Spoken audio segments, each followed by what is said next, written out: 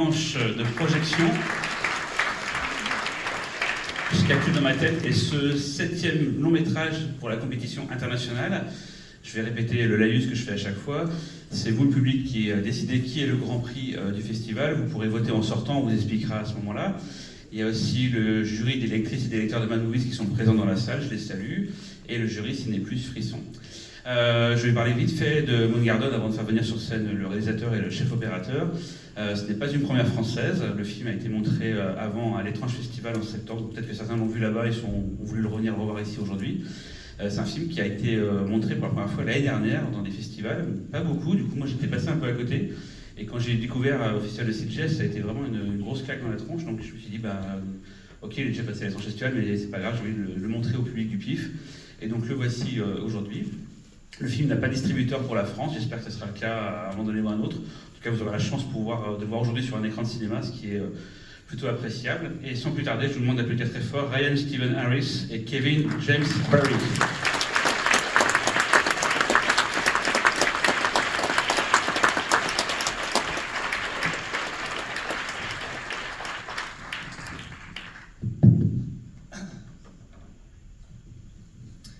Thank you so much. My name is Ryan Stevens Harris. I just wanted to first say thank you to the Paris International Film Festival. It's been so fantastic being out here in Paris. What a beautiful city. Thank you to Cyril, to Zoe, Sebastian. The whole team has just been so accommodating. I really wanted to this evening dedicate this particular screening of Moongarden to our producer, John Michael Elfers, who is really a producer in name only.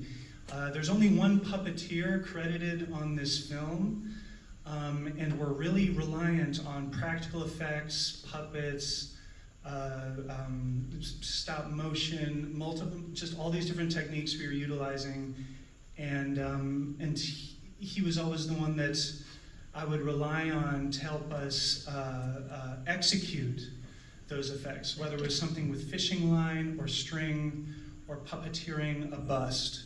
So I just really didn't want the way that he supported the film to be lost in any way. So I really just wanted to dedicate this screening to him. So thank you again for being here. And I really, really hope you guys are able to sink into the movie and enjoy it. This is Kevin, one of the cinematographers on the movie. So we're both out here, and we just really hope you enjoy it. So thanks again.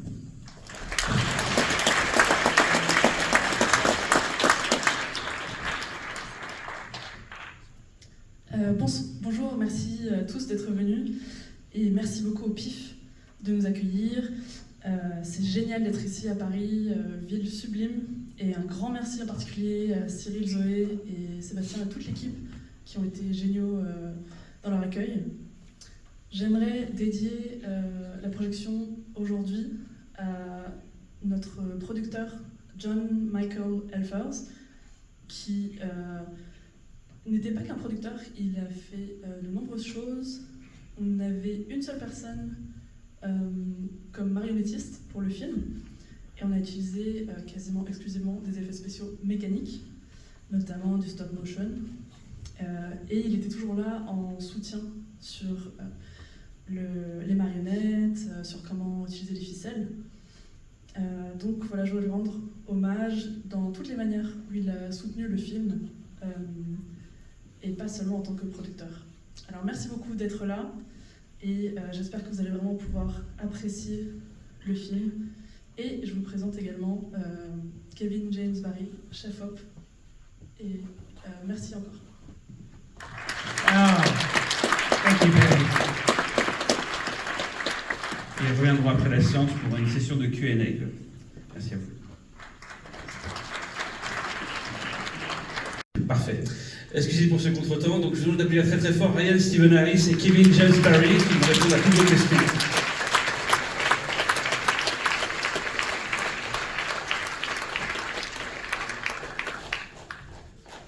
Merci. Un micro circule à l'étage et je suis en bas pour vos questions éventuelles. N'hésitez pas à lever la main. C'est un film qui amène à plein de questions, donc je pense que vous avez plein de choses à dire au réalisateur et au scénariste, au chef préparateur, donc n'hésitez pas à vous manifester. Il y a une question juste ici. Oui, bonjour.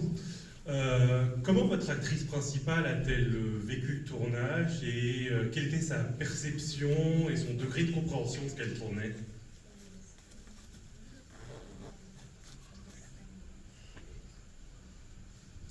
So, the lead actress is my daughter, Haven, who is obviously very just naturalistic. So I work on a lot of movies, and I felt very, very fortunate that I was able to kind of bring her into what I do in this way. We actually had shot a proof of concept, like a 12-minute short, and originally it was just this little girl wakes up in this forest and encounters this thing that she gives birth to out of her imagination. And it wasn't until like I saw her on camera and how she reacted to that and took to it so naturally that I thought that the film could be something so much more, and it sparked this enormous idea.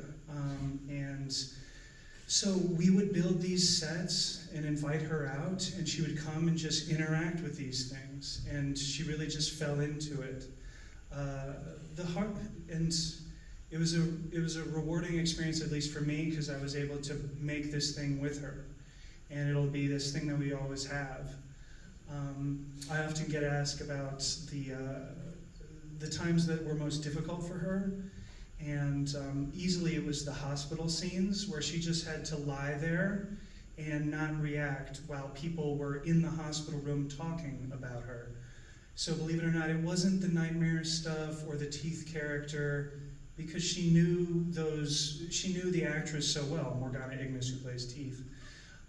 It was those moments when she had to lie there and just be still, because she was always just making it real. I was always like, we're gonna play pretend, but let's make it as real as we can. And I think that's a testament to any good actor, is they're able to react, put themselves into the moment, and hopefully kind of stay in touch with that childlike ability to do that. So, yeah. Sorry, honey. Alors en fait, l'actrice principale, c'est ma fille, Haven. Et moi j'ai travaillé sur de nombreux films et je suis vraiment très reconnaissante d'avoir pu travailler avec elle sur celui-ci. Et en fait, à l'origine, on m'avait filmé un court-métrage de 12 minutes comme preuve de concept, où une petite fille, c'était elle, se réveille dans une forêt et rencontre une créature qui vient de son imagination. Et à partir de là, quand j'ai vu comment elle réagissait, comment elle apparaissait à la caméra, ça a déclenché chez moi tout un énorme projet, une idée, et on a commencé à construire des sets où elle venait interagir avec. Et pour moi, c'était très riche de pouvoir faire ce projet avec elle qui restera pour toujours et de partager. Et peut-être que vous allez croire que ce qui était plus difficile pour elle, c'était d'interagir avec les monstres ou ce genre de choses, mais non, que ce qui était le plus dur pour elle, c'était les scènes d'hôpital où il fallait qu'elle ne bouge pas pendant qu'on parlait d'elle autour d'elle, et non pas, par exemple, la créature avec les dents, tout simplement parce qu'elle connaissait très bien toute l'équipe et tous les acteurs. Et du coup, moi je lui disais, allez, maintenant on va faire un jeu, on va faire semblant, mais essayons de faire le plus semblant possible pour que ça paraisse réel. Et pour moi, les bons acteurs, c'est aussi les acteurs qui justement arrivent à conserver des qualités enfantines en faisant semblant. Une autre question en bas. Oui, c'était pour savoir, en fait, au tout début dans la forêt, on voit une femme en blanc qui bouge, et je me demandais si elle était liée au monstres des dents, si c'était la même créature, ou si elles étaient liées, ou si c'était complètement indépendant.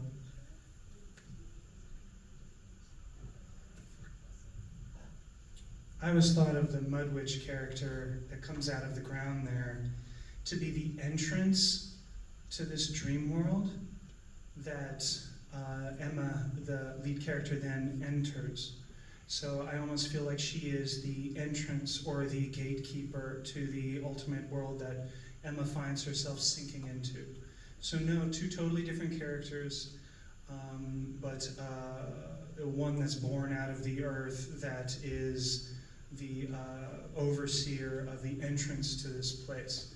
So when we move into the darkness that's flooded over her face, it's almost like Emma deciding to journey into further and deeper into this world. So. Alors, bonne question. En fait, ce sont deux personnages différents, mais pour moi, ce personnage qui sort de la boue, c'est la gardienne du monde sous terre, dans lequel Emma va s'enfoncer. Et donc elle est née de la boue, et on voit Emma ensuite qui s'enfonce de plus en plus profondément dans l'obscurité.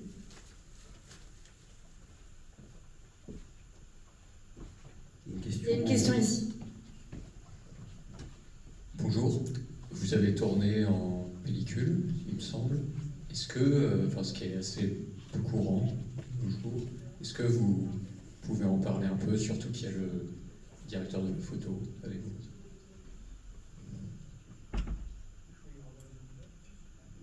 So like every film that I've done that's shot on digital, I don't know why, I just have a real adverse reaction to.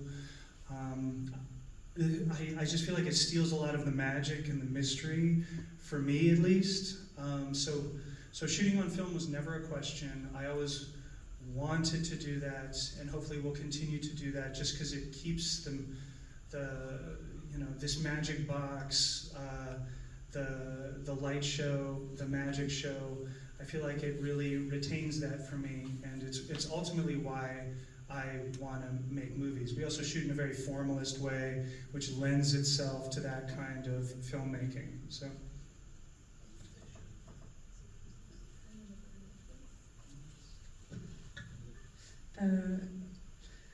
Moi, tous les films sur lesquels j'ai travaillé qui étaient purement numériques, ça m'a pas vraiment plu, honnêtement. Je trouve qu'on perd de la magie, du mystère. Donc pour moi, c'était même pas une question sur si j'allais utiliser du numérique ou pas. Je veux filmer avec du 35 mm et j'espère pouvoir continuer pour toujours. Et pour moi, ça permet d'avoir une certaine lumière, une certaine magie. Et en fait, c'est la raison pour laquelle je veux faire des films. Et je trouve aussi que le type de film que je fais se prête vraiment plus à ce format. I started on this film as a camera assistant, and I worked my way up to camera operator, and eventually did some additional cinematography when our primary cinematographer, Wolfgang Meyer, was not available. This was all made possible basically by our producer, John Michael Elfers, who had amassed a great amount of film equipment for 35mm shooting and 60mm shooting. And his passion for shooting film and eschewing digital filmmaking is kind of what got me involved in it in the first place. I had shot some film in college and wanted to get reacquainted with it, and that's why I got involved in this project in the first place. And it was just such a privilege to be able to shoot 35mm and realize Ryan's vision with such a great format.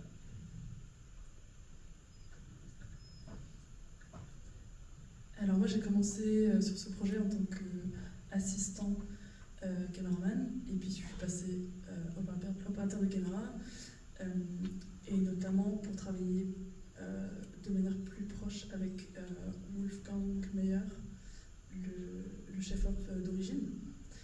Et tout cela a été rendu possible parce que notre producteur John Michael Elfers nous a prêté toutes sortes d'équipements en 35 mm, en 66 mm, Et je veux dire que j'ai été contaminée par sa passion pour tout ce matériel. J'avais un petit peu pu faire des essais pendant mes études, et donc là c'était un grand privilège pour moi de pouvoir à nouveau me replonger dedans et pouvoir réaliser la vision de Ryan.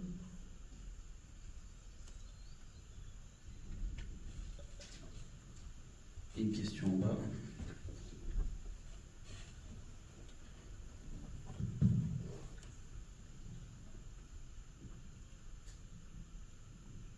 D'abord, un grand merci pour l'émotion profonde que le film m'a procurée. Et je crois que ça a été le cas pour beaucoup de gens. Mais une petite question triviale, combien a coûté, quel a été le budget du film? Parce que il y a vraiment une très grande richesse que le film exprime. Et je me demande combien vous avez eu pour parvenir à transfigurer votre budget en une telle magie. Et bravo au chef-op aussi. La photographie est splendide. The budget, it's certainly well under $1 million. It's well under $500,000. But the amount of hours that are put into the movie are just so incalculable that it's hard to quantify a budget of this nature. I mean, I didn't bill myself for time. A lot of people went above and beyond in so many ways. So with any indie film, and especially with this, it was a real labor of love, so it's hard to quantify in dollars and cents, but it certainly was not anywhere near a studio budget. But yeah, so that's the short answer. The one thing that we did afford ourselves, though, was time. And I always wanted to push that forward because I didn't want us to be limited to, I don't know, a 24-day shoot schedule or a 60-day shoot schedule or whatever it is that other studio films might have. We had a little actress on set, so I didn't want to push her. We were doing all kinds of practical effects, so I didn't want to skimp on those. And so our whole team really, you know, the time that we put into it, again, it's hard to quantify with dollars and cents. A lot of people really sacrificed a lot to accomplish what we were able to do on screen. And so that's something that a lot of movies aren't able to afford, that we were. And that has a lot to do with, again, we owned the equipment, and so we were able to stretch that element. We had a deal with a producer we'd worked with before to use their space. So in LA, space is like a commodity, and we were able to have a place to work with the cameras. And then it was just like we were inviting, I always described it as a series of art installations, like we were doing pop-ups, and then we would invite the actors out to basically play in a sandbox that we built for them. And so it was almost like a collection of short films that we would then, you know, build a set, then break it down, rebuild, shoot that out, break the set down and rebuild, and do that the next weekend. And so that's really how Moon Garden was made over a long period of time. But yeah, in terms of dollars and cents, we certainly did not have a lot of just hard cash.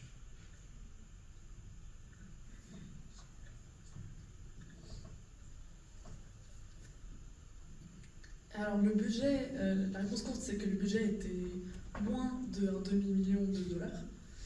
Mais par contre, les ressources qui ont été mises dans le film sont incalculables. Moi, par exemple, je ne me suis pas rémunérée pour mes heures et d'autres non plus. Et je pense que c'est le cas de beaucoup de films indépendants. Et par contre, donc évidemment, on n'avait pas un budget de type studio. Mais ce qu'on s'est donné, c'est le temps. On ne voulait surtout pas faire un planning de tournage sur 24 jours, de manière très stricte, comme les studios le font parfois. D'autant qu'on avait une jeune comédienne à qui on ne voulait pas mettre la pression. Et on voulait prendre le temps de bien faire les effets spéciaux.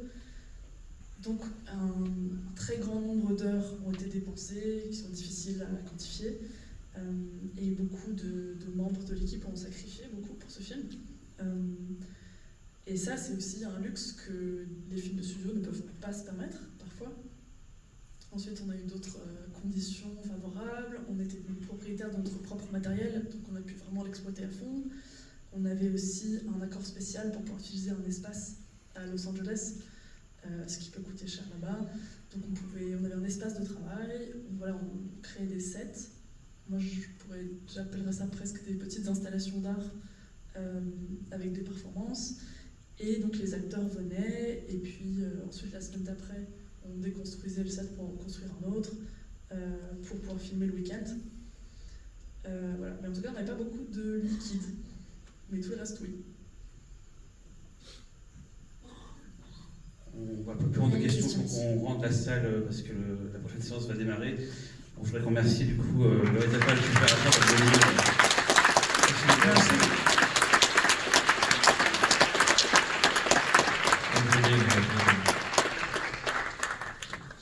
Ok, c'est good.